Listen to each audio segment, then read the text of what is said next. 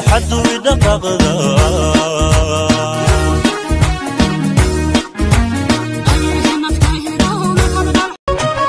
فرنتات صدتان قلبي قد وقدقا عضلك كي تبع سنبان ودنها كنت به ويا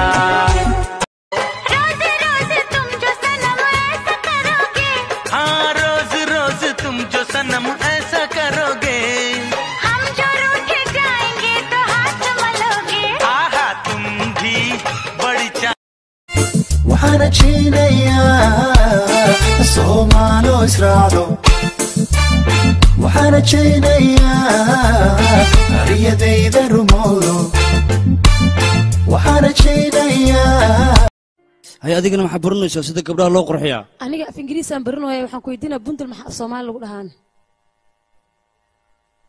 way xanuunaysaa leeyahay way xanuunaa lama dhaaf Soomaali igu sheeg barashada ingiriiska inta meel iska dhigto Soomaaliga barato kaas. What's the difference between USA and America? According to what I learned, USA is the United States of America. Yes. And America is the superpower of USA.